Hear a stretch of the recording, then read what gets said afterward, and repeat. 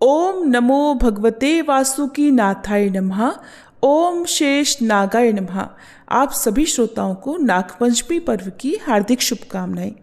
आज कथा श्रवण से पहले हम सभी नाग देवताओं का ध्यान करते हैं, जो सृष्टि की रक्षा करने वाले पाताल लोक के अधिपति भगवान शिव के गले और भुजाओं के आभूषण हैं। हे अनंत, वासुकी, तक्षक, कारकोटक, पद्म, महापद्म, शंख, कुलिक और अन्य सभी नागों, यदि हमारे वचनों, कर्मों या विचारों से कोई भूल हो गई हो, कोई अपराध हो गया हो, तो हम आपसे क्षमा याचना करते हैं। हे नाग देवता, आप सदा हमारे कुल की रक्षा करें, सर्प दोष दूर करें और हमारे जीवन में सुख समृद्धि की वर्षा करें। प्रिय श्रोताओं, आज हम श्रावण मास के शुक्ल पक्ष की पंचमी तिथि पर श्रद्धा और भक्ति से परिपूर्ण होकर नाग पंचमी व्रत की कथाओं का पावन श्रवण करने जा रहे हैं। और कथाओं का शुभारंभ हम नागेश्वर ज्योतिर्लिंग की दिव्य महिमा से करेंगे, जो स्वयं भगवान शिव द्वारा नागों की रक्षा के लिए स्थापित किया गया था। ये वही पवित्र स्थान है जहां भगवान शिव ने सर्पदंश से पीड़ित भक्त की पुकार सुनकर स्वयं प्रकट होकर जीवन दान दिया और नागों को अपना अभिषेक रूप में स्वीकार किया। नागेश्वर ज्योतिर्लिंग का ये दिव्य स्मरण हमें सिखाता है कि शिव और नागों का संबंध केवल प्रतीकात्मक नहीं, बल्कि गहरा आध्यात्मिक और कर्म बंधन से भी जुड़ा है। नागपंचमी केवल एक व्रत या परंपरा नहीं है, ये एक संदेश है कि हमें प्रकृति की हर जीवात्मा का आदर करना चाहिए, चाहे वह भूमिगत हो या आकाशगामी। यह व्रत परिवार की रक्षा, संतानों की दीर्घायु और कुल परंपरा की शुद्धता के लिए किया जाता है। ये व्रत हमें ये भी सिखाता है कि अहंकार, हिंसा और अपवित्र जीवन शैली सर्प दोष का कारण बन सकती है, जिसे श्रद्धा, क्षमा और सेवा से ही शांत किया जा सकता है। प्राचीन समय की बात है, दारुका नाम की एक प्रसिद्ध राक्षसी थी, जो देवी पार्वती जी से वरदान प्राप्त कर अहंकार में चूर रहती थी। उसका पति दारुक महान बलशाली राक्षस था। उसने बहुत से राक्षसों को अपने साथ लेकर समाज में आतंक फैलाया हुआ था। वह यज्ञ, हवन आदि शुभ कर्मों को नष्ट करता हुआ संत महात्माओं का संहार किया करता। वह प्रसिद्ध धर्मनाशक राक्षस था। पश्चिमी समुद्र के किनारे सभी प्रकार की संपदाओं से भरपूर 16 योजन विस्तार पर उसका एक वन था, जिसमें वह निवास करता था। दारुका जहाँ भी जाती थी, वृक्षों और विविध उपकरणों से सुसज्जित वह वन भूमि अपने विलास के लिए साथ साथ ले जाती। महादेवी पार्वती ने उस वन की देखभाल का दायित्व दारुका को ही सौंपा था, जो कि उनके वरदान के प्रभाव से उसके ही पास रहता था। उससे पीड़ित आम जनता ने एक बार महर्षि और्व के पास जाकर अपना कष्ट सुनाया। शरणागतों की रक्षा का धर्म पालन करते हुए महर्षि और्व ने राक्षसों को शाप दे दिया। उन्होंने कहा, जो राक्षस इस पृथ्वी पर प्राणियों की हिंसा और यज्ञों का विनाश करेगा, उसी समय वह अपने प्राणों से हाथ धो बैठेगा। महर्षि और्व द्वारा दिए गए शाप की सूचना जब देवताओं को पता चली, तब उन्होंने दुराचारी राक्षसों पर चढ़ाई कर दी। राक्षसों पर भारी संकट आ पड़ा। यदि वे युद्ध में देवताओं को मारते हैं तो शाप के कारण स्वयं मर जाएंगे, और यदि उन्हें नहीं मारते हैं तो पराजित होकर स्वयं ही भूखों मर जाएंगे। उस समय दारुका ने राक्षसों को सहारा दिया और भवानी के वरदान का प्रयोग करते हुए वह संपूर्ण वन को लेकर समुद्र में जा बसी। इस प्रकार राक्षसों ने धरती को छोड़ दिया और निर्भयता पूर्वक समुद्र में निवास करते हुए वहां भी प्राणियों को सताने लगे। एक बार धर्मात्मा और सदाचारी सुप्रिय नामक शिव भक्त वैश्य था। जब वह नौका पर सवार होकर समुद्र में जलमार्ग से कहीं जा रहा था, उस समय दारुक नामक एक भयंकर बलशाली राक्षस ने उस पर आक्रमण कर दिया।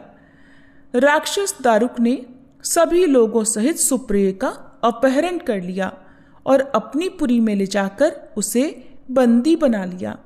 क्योंकि सुप्रिय शिवजी के अनन्य भक्त थे, इसलिए वह हमेशा शिवजी की आराधना में तन्मयता से लगे रहते थे। यहाँ तक कि कारागार में भी उनकी आराधना बंद नहीं हुई और उन्होंने अपने अन्य साथियों को भी शिव जी की पूजा के प्रति जागरूक कर दिया और वे सभी शिव भक्त बन गए। इस प्रकार कारागार में शिव भक्ति का ही बोलबाला हो गया। इधर जब इसकी सूचना राक्षस दारुक को मिली तो वह क्रोध में उबल उठा। उसने देखा कारागार में सुप्रिय ध्यान लगाए बैठा है तो उसे डांटते हुए बोला, वैश्य, तू आंखें बंद करके मेरे विरुद्ध कौन सा षड्यंत्र रच रहा है।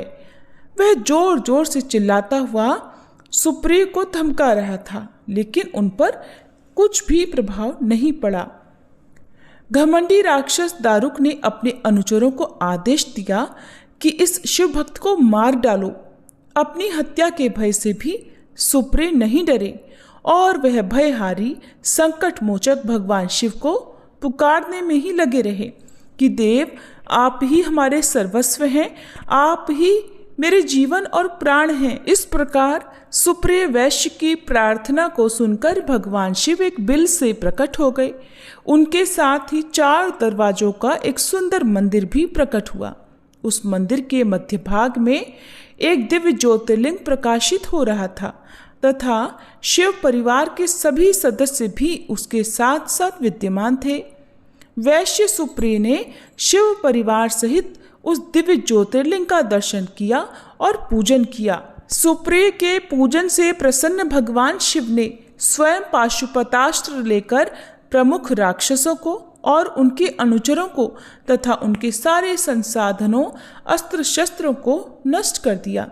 लीला करने के लिए स्वयं शरीर धारण करने वाले भगवान शिव ने अपने भक्त सुप्रिय आदि की रक्षा करने के बाद उस वन को भी ये वरदान दिया कि आज से इस वन में ब्राह्मण, क्षत्रिय, वैश्य तथा शूद्र इन 4 वर्णों के धर्मों का पालन किया जाएगा। इस वन में शिव धर्म के प्रचारक श्रेष्ठ ऋषि मुनि ही निवास करेंगे और यहाँ तामसिक दुष्ट राक्षसों के लिए या इस प्रकार की प्रवृत्तियों के लिए कोई स्थान नहीं होगा। राक्षसों पर आए इस भारी संकट को देखकर राक्षसी दारुका ने दीन भाव से देवी पार्वती की स्तुति की। उसकी प्रार्थना से प्रसन्न माता पार्वती ने पूछा, बताओ मैं तेरा कौन सा प्रिय कार्य करूं? तब दारुका ने कहा, माँ, आप मेरे कुल की रक्षा करें। तब देवी पार्वती ने उसके कुल की रक्षा का आश्वासन देते हुए भगवान शिव से कहा, नाथ, आपकी कही हुई बात इस युग के अंत में सत्य होगी। तब तक ये तामसिक सृष्टि भी चलती रहे, ऐसा मेरा विचार है। फिर माता पार्वती शिव जी से आग्रह करती हुई बोली कि प्रभु, मैं भी तो आपके आश्रम में रहने वाली हूँ, आपकी ही हूँ, इसलिए मेरे द्वारा दिए गए वचन को भी आप प्रमाणित करें। ये राक्षसी दारुका राक्षसियों में बलिष्ठ मेरी ही शक्ति तथा देवी है, इसलिए यह राक्षसों के राज्य का शासन करेगी और ये राक्षसों की पत्नियां अपने राक्षस पुत्रों को पैदा करेंगी जो मिलजुल कर इस वन में निवास करेंगे, ऐसा मेरा विचार है। माता पार्वती के इस प्रकार के आग्रह को सुनकर भगवान शिव ने उनसे कहा, प्रिय, तुम मेरी भी बात सुनो। मैं भक्तों का पालन और उनकी सुरक्षा के लिए प्रसन्नतापूर्वक इस वन में निवास करूंगा। जो मनुष्य वर्णाश्रम धर्म का पालन करते हुए श्रद्धा भक्ति पूर्वक मेरा दर्शन करेगा, वह चक्रवर्ती राजा बनेगा। कलयुग के अंत में तथा सतयुग के प्रारंभ में महासेन का पुत्र वीरसेन राजाओं का महाराज होगा। वह मेरा परम भक्त तथा बड़ा पराक्रमी होगा।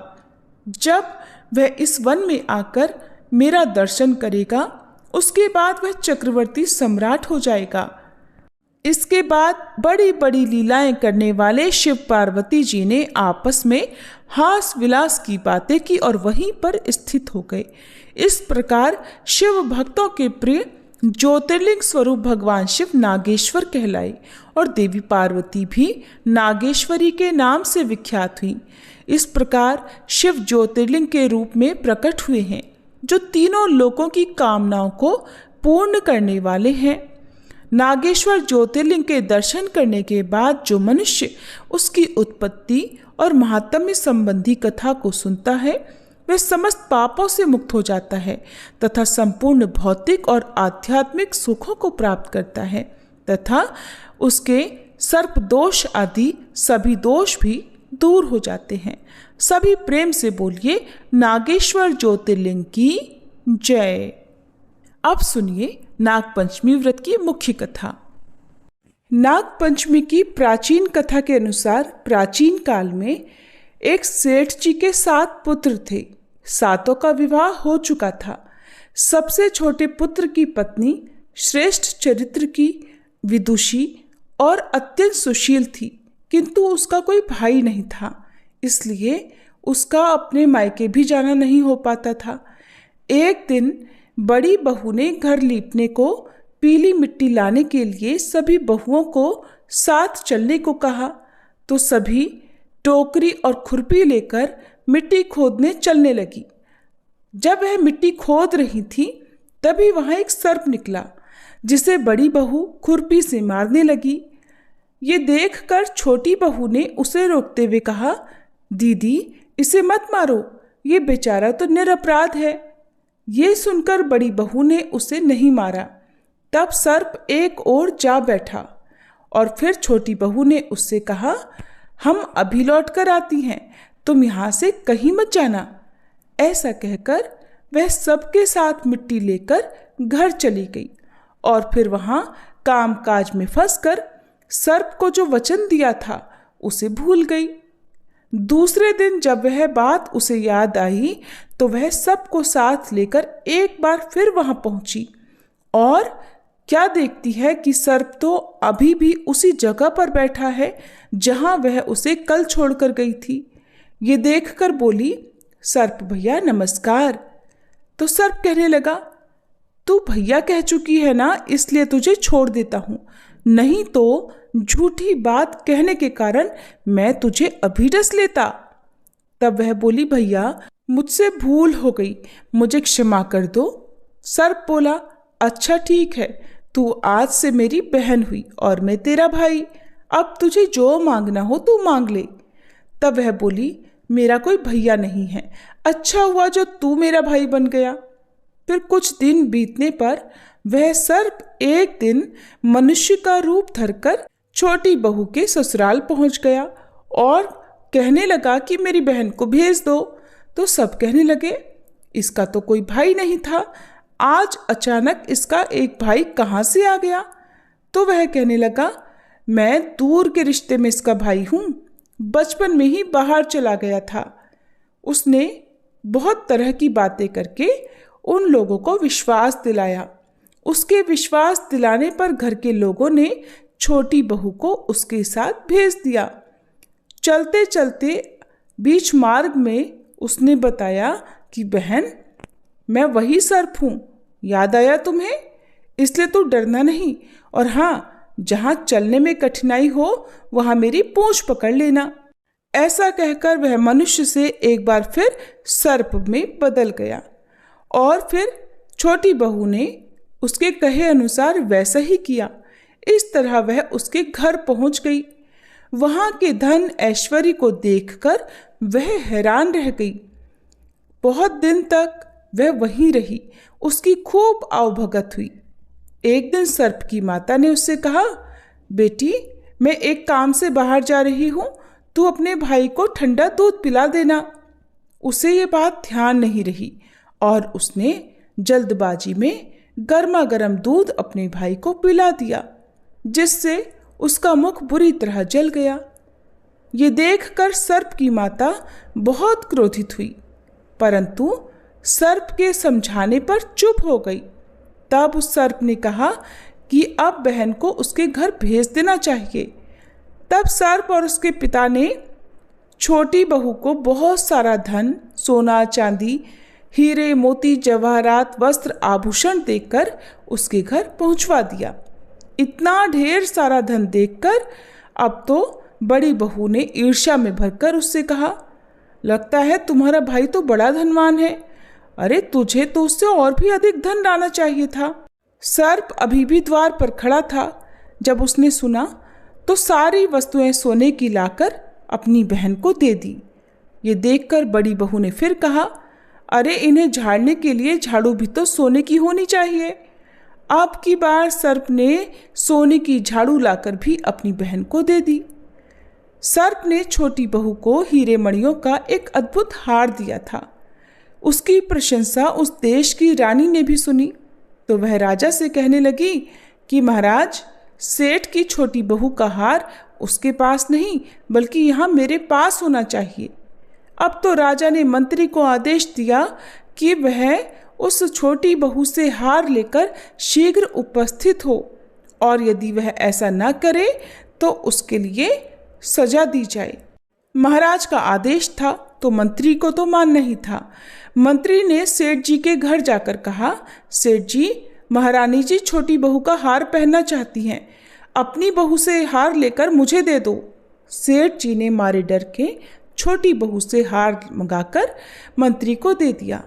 ये बात छोटी बहू को इस बार बहुत बुरी लगी और उसने अपने सर्प भाई को याद किया और उसे घर आने के लिए प्रार्थना करने लगी कि भैया, रानी ने मेरा हार छीन लिया है, तुम कुछ ऐसा करो कि जब वह हार उसके गले में रहे तब तक के लिए सर्प बन जाए और जब वह मुझे वापस कर दे तो वही हार हीरे और मणियों का हो जाए।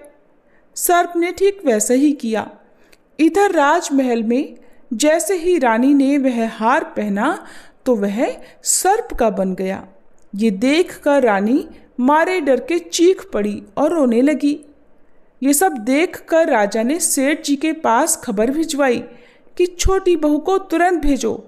सेठ जी डर गए कि अब तो राजा न जाने क्या करेगा। वह स्वयं अपनी छोटी बहू को साथ लेकर राजमहल में उपस्थित हो गए। तब राजा ने छोटी बहू से पूछा, तूने क्या जादू किया है? मैं तुझे अभी दंड दूंगा। छोटी बहू कहने लगी, राजन, मेरी धृष्टता क्षमा कीजिए।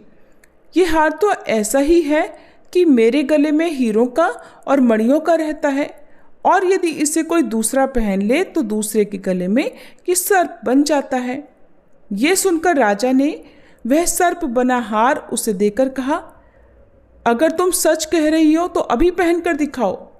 छोटी बहू ने जैसे ही उसे अपने गले में पहना वो पहले की तरह हीरे मणियों का हो गया।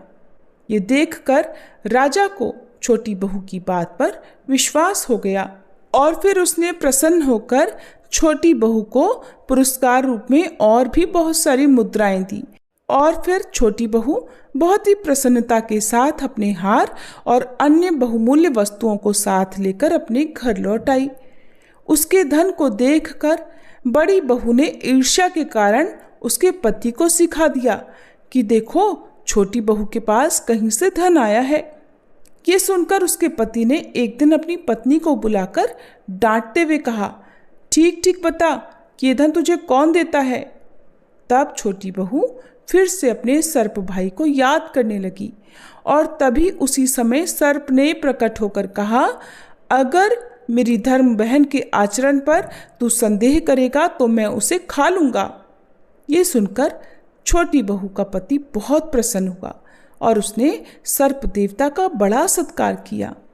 मान्यता है कि उसी दिन से नागपंचमी का ये त्योहार मनाया जाने लगा और स्त्रियां इस दिन सर्प को भाई मानकर उसकी पूजा करती हैं। हमारे पुराणों में बताया गया है, त्याग ही जीवन का सच्चा अर्थ है।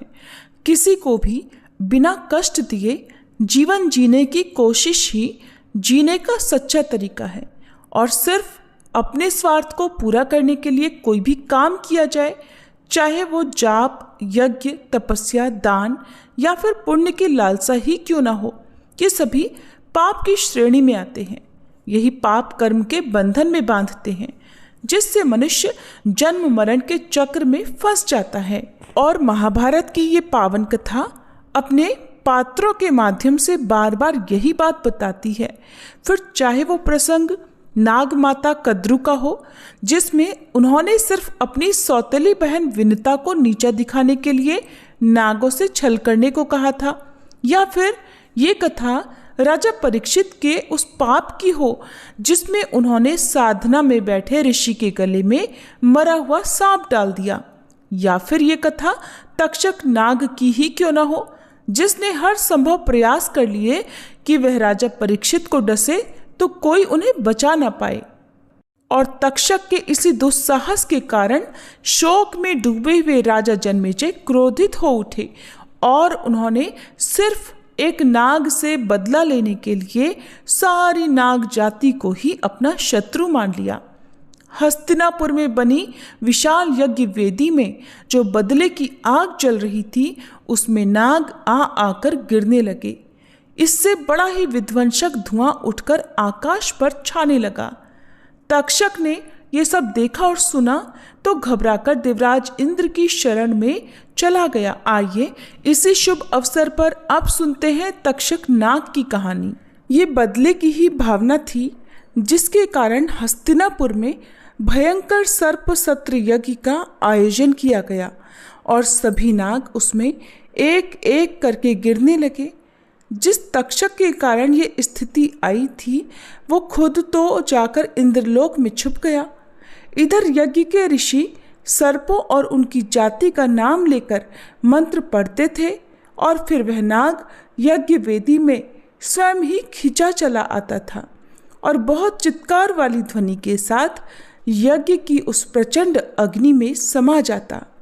उसके भस्म होते ही ऊपर तक उसका धुआं उठता और वातावरण में एक तीखी गंध भर जाती। एक के बाद एक नाग गिरते जा रहे थे और नाग जाति पर लुप्त होने का संकट बढ़ता जा रहा था। ऋषि उग्र श्रवा ने ये सारा वृतांत सुनाकर ऋषियों से आगे कहा, जन्मेजय के यज्ञ में सर्पों का हवन होते रहने से बहुत से सर्प नष्ट हो गए। छोटे आकार के सर्पों के भस्म होने के बाद बड़े और विशाल नागों की बारी आई। शंख, बहालक, करकोटक आदि नाग जाति के कितने ही नाग एक एक करके यज्ञ में खिंचते जा रहे थे। नागराज वासुकी की बेचैनी बढ़ती जा रही थी, क्योंकि वह अपनी आंखों से अपने कुल का ऐसा विनाश होते देख रहे थे। उनकी माँ का श्राप उनकी आंखों के सामने सत्य होता जा रहा था। धीरे धीरे बहुत से सर्प और नाग भस्म हो गए और थोड़े से ही बचे। तब नागराज वासुकी अपनी बहन जरत्कारु के पास पहुँचे।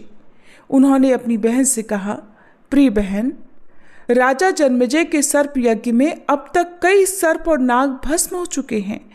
मेरी भी बारी कभी भी आ सकती है। नाग जाति पर जो संकट है वो पहले से तय था और उसके अनुसार ही आज ये दिन आया है। लेकिन ये भी तय है कि ये सर्प यज्ञ पूरा नहीं होगा। इसको रोकने का माध्यम तुम्हारा ही पुत्र बनने वाला है। बहन, तुम जानती भी हो कि मैंने इसी दिन के लिए तुम्हारा विवाह ऋषि जरत्कारु से कराया था। अब समय आ गया है, तुम अपने पुत्र को प्रेरित करो। मैं उसकी मेधा शक्ति को जानता हूँ। उसने बचपन में ही बहुत थोड़े समय के बीच ही वेद वेदांग का अध्ययन कर ज्ञान प्राप्त कर लिया है। च्यवन ऋषि से नीति और शास्त्र भी वह सीख चुका है। इसलिए अब तुम अपने पुत्र को हस्तिनापुर भेजो। अपने भाई की बात को आदेश की तरह समझते हुए जरत्कारु ने अपने पुत्र को हस्तिनापुर जाने के लिए प्रेरित किया और ब्रह्मा जी की वाणी के विषय में भी बताया जो उन्होंने पूर्व समय में कही थी। तब जरत्कारु के पुत्र आस्तिक ने नागराज वासुकी को धीरज रखने के लिए कहा और बोले, माँ मशरी, आप मन में शांति रखिए। मैं सत्य कहता हूँ कि मैं अपनी शुद्ध वाणी से राजा जन्मेजय को प्रसन्न कर लूँगा और उनसे यह यज्ञ बंद करवा लूंगा। आप मुझ पर विश्वास कीजिए और मुझे हस्तिनापुर जाने की आज्ञा दीजिए। ऐसा कहकर बाल मुनि आस्तिक महाराज हस्तिनापुर पहुंच गए। जब वह यज्ञशाला में प्रवेश करने लगे तब द्वारपालों ने उन्हें द्वार पर ही रोक दिया। ऐसा इसलिए क्योंकि जब यज्ञ की तैयारी चल रही थी तब सूत जी ने भविष्यवाणी करते हुए कहा था कि ये यज्ञ पूर्ण नहीं होगा और एक ब्राह्मण इसे रोकेगा। ये सुनकर राजा जन्मेजय ने आदेश दिया था कि यज्ञ शुरू हो जाए तो उसके बाद किसी को भी बिना मेरी आज्ञा के यज्ञशाला में प्रवेश करने की अनुमति ना मिले। तब आस्तिक महाराज वहीं द्वार पर खड़े होकर मधुर वाणी में यज्ञ की स्तुति करने लगे। बचपन में उनका स्वर इतना शुद्ध, उच्चारण बिल्कुल स्पष्ट और वाणी इतनी मीठी थी जो सर्प यज्ञ के उस नकारात्मक माहौल में भी हृदय बदलने वाली बन गई। उनकी यज्ञ स्तुति से प्रभावित होकर राजा जन्मेजय ने आस्तिक महाराज को यज्ञ मंडप में आने की अनुमति दे दी। आस्तिक मुनि की स्तुति से राजा, सभासद, ऋत्विज मुनि सभी बहुत प्रसन्न हुए। राजा ने कहा, ये भले ही बालक है लेकिन इसकी प्रतिभा इसे अनुभवी वृद्ध बनाती है। मैं इसे वर देना चाहता हूँ। इस पर राजा के सभासदों ने कहा, राजन, आपका ये विचार बहुत उत्तम है। वैसे भी ये ब्राह्मण है, इतना ही काफी है। ब्राह्मण बालक भी हो तो भी राजाओं के लिए सम्मानीय ही होता है, और फिर अगर विद्वान हो तब तो कहना ही क्या। राजा के मन में अगर ब्राह्मण को कुछ देने का विचार आया है तो उन्हें देना ही चाहिए। ऐसे में अच्छा हो कि आप इस बालक को इसकी मुंह मांगी वस्तु दे दें। तब राजा जन्मेजय ने कहा, ठीक है, आप लोग मेरा यह कर्म प्रयत्न करके जल्दी से जल्द पूरा करवाएं और तक्षक नाग भी आकर इस यज्ञ में आ गिरे, क्योंकि वही मेरा प्रधान शत्रु है। तब ऋत्विज मुनियों ने बताया कि तक्षक इस यज्ञ की बात सुनकर इंद्रदेव की शरण में चला गया है और इसलिए उनके अभय वचन के कारण ही वह मंत्रों से प्रभावित नहीं हो रहा। तब राजा ने कहा कि आप लोग बार बार शक्तिशाली मंत्र पढ़कर तक्षक को बुलाएं और इंद्र को भी साथ में बुला लें। तक्षक ने यह सुना तो वह इंद्र के चारों ओर जाकर लिपट गया और मंत्रों के प्रभाव में उनके साथ ही यज्ञ वेदी की ओर खींचने लगा। ऋत्विजों ने देखा कि इंद्रदेव को जकड़े हुए तक्षक ऊपर आकाश में यज्ञ वेदी के ऊपर आ गया है और अग्नि की तरफ खींचा जा रहा है। इंद्र ऐसे भयानक यज्ञ को देखकर घबरा गए और इससे बचने का मार्ग खोजने लगे, लेकिन मंत्र के प्रभाव में असफल रहे। फिर वह तक्षक को छोड़कर चले गए। तब ब्राह्मणों ने कहा, राजन, आपकी इच्छा के अनुसार अब तक्षक यज्ञ में भस्म होने ही वाला है। आपका मनोरथ पूर्ण होने ही वाला है, इसलिए अब आप इस बाल मुनि को उसका मनचाहा वर दे सकते हैं। ये सुनकर राजा जन्मेजय बाल मुनि आस्तिक महाराज की ओर मुड़े और उनसे बोले, हे बाल मुनि, मैं प्रसन्नता से आपको वर देना चाहता हूँ, इसलिए आप जो इच्छा हो वह प्रसन्नता से मांग सकते हैं। मैं कठिन से कठिन वर भी आपको दूंगा। आस्तिक मुनि ने इसी अवसर का लाभ उठाया और पहले तो हाथ जोड़कर तक्षक को आकाश में ही स्थिर कर दिया ताकि वह अग्नि की ओर ना खींचा चला आए। फिर बोले, राजन, आप मुझे ये वर दीजिए कि आपका ये यज्ञ इसी समय से बंद हो जाए और इसमें गिरने वाले सर्पनाग अब बच जाएं। इस पर राजा जन्मेजय अप्रसन्न हो गए और बोले कि बाल मुनि, आप मुझसे धन, स्वर्ण, गौ, भूमि आदि कुछ भी इच्छानुसार मांग सकते हैं, लेकिन इस यज्ञ को बंद मत कराइए। आस्तिक मुनि ने कहा, राजन, मैं तो ऐसा कुछ भी नहीं चाहता हूँ। मैं बस इतना चाहता हूँ कि मेरे द्वारा मेरे मातृकुल अर्थात नाग कुल का इतना कल्याण हो जाए और मैं उनके लिए ही आपका ये यज्ञ बंद कराना चाहता हूँ। जन्मेजय ने कई बार आस्तिक महाराज से उनकी मांग बदलने के लिए कहा, लेकिन बाल मुनि ने हर बार यही मांग दोहराई। तब ब्राह्मणों, ऋत्विज मुनियों और वेदों को जानने वाले विद्वान सदस्य भी एक स्वर में कहने लगे, राजन, इस बालक को वो मिलना चाहिए जो ये मांग रहा है, क्योंकि राजा ने भी कठिन से कठिन वर देने का वचन जो दे रखा है। उग्रश्रवा ऋषि ने शौनक जी को संबोधित करते हुए कहा, सभासदों के बार बार कहने पर राजा जन्मेजय को वही करना पड़ा जो बाल मुनि कह रहे थे। तब राजा ने कहा, अच्छा, आस्तिक जी की जो इच्छा हो वो पूरी हो। ये यज्ञ अब यहीं समाप्त करो। आस्तिक जी प्रसन्न हो। हमारे सूत जी ने भी यज्ञ की शुरुआत में जो भविष्यवाणी की थी वो भी सत्य हो, सब सत्य हो और सब मंगल हो। राजा जन्मेजय के ऐसा कहते ही सभी बहुत प्रसन्न हुए और हर ओर मंगल छा गया। राजा ने ऋत्विज मुनियों, मंत्र होता ब्राह्मणों, विद्वान सदस्यों आदि सभी को बहुत दान दिया। राजा ने सूत जी का भी खूब सत्कार किया और आस्तिक मुनि का तो बहुत रीति से स्वागत करते हुए उनका सत्कार किया गया। राजा ने उन्हें अन्य दान भी दिए और उनसे कहा, अब आप मेरे अश्वमेध यज्ञ के अनुष्ठान में भी जरूर पधारिएगा। आस्तिक मुनि ने इस आमंत्रण पर प्रसन्नता जाहिर की और फिर घर पहुंचकर नाग यज्ञ के बंद होने का शुभ समाचार नागराज वासुकी और माता जरत्कारु को कह सुनाया। उस समय वासुकी नाग की सभा सर्प सत्र में बचे हुए नागों से भरी हुई थी।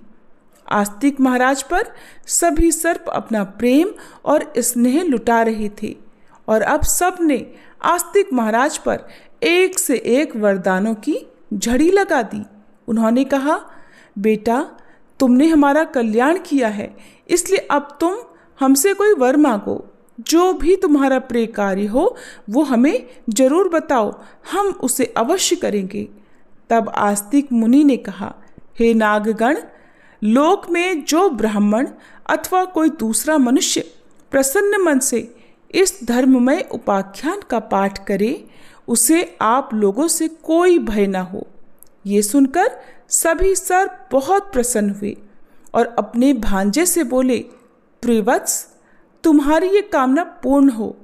जो कोई असित, आरतीमान और सुनीत मंत्र का दिन अथवा रात के समय स्मरण करेगा, उसे सर्पों से कोई भय नहीं होगा। जो कोई इस मंत्र अथवा इसके भाव जरत्कारु ऋषि से जरत्कारु नामक नाग कन्या के जो आस्तिक नाम के यशस्वी ऋषि उत्पन्न हुए और जिन्होंने सर्प सत्र में सर्पों की रक्षा की थी, उनका मैं स्मरण कर रहा हूँ। महाभाग्यवान सर्पों, तुम लोग मुझे मत डसो। महाविषधर सर्प, तुम चले जाओ, तुम्हारा कल्याण हो, अब तुम जाओ। जन्मेजय के यज्ञ की समाप्ति में आस्तिक को तुमने जो वचन दिया था उसका स्मरण करो। जो सर्प आस्तिक के वचन की शपथ सुनकर भी नहीं लौटेगा, उसके फन के शीशम के फल के समान सैकड़ों टुकड़े हो जाएंगे। नागों ने ये वरदान आस्तिक महाराज को दिया और इस तरह धरती के प्राणियों को सर्पों के भय से मुक्त कर दिया। ऋषि उग्रश्रवा जी ने आगे कहा, विप्रवर शौनक जी, उस समय वहां आए हुए प्रधान नागराजाओं के इस प्रकार कहने पर महाराज आस्तिक को बड़ी प्रसन्नता हुई।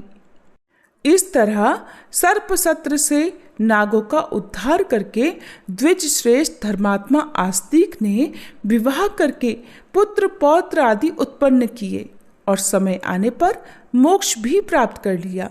इस प्रकार मैंने आपसे आस्तिक के उपाख्यान का जैसा वर्णन किया है, उसका पाठ कर लेने पर कहीं भी सर्पों से भय नहीं होता। ब्राह्मण भृगुवंश शिरोमणि, आपके पूर्वज प्रमति ने अपने पुत्र रुरु के पूछने पर जिस प्रकार आस्तिक को उपाख्यान कहा था और जिस प्रकार मैंने भी सुना था, उसी प्रकार विद्वान महात्मा आस्तिक के मंगलमय चरित्र का मैंने शुरू से ही वर्णन किया है। आस्तिक महाराज का ये धर्ममय उपाख्यान पुण्य की वृद्धि करने वाला है। काम, क्रोध आदि शत्रुओं का दमन करने वाले ब्राह्मण। इस तरह राजा जन्मेजय के सर्पसत्र यज्ञ का अंत हुआ और जन्मेजय का भी नाम लेने पर लोगों को सर्पों से भय नहीं रहेगा, ऐसा विधान बना दिया गया। हिंसा और प्रतिहिंसा पर क्षमा ने विजय पाई।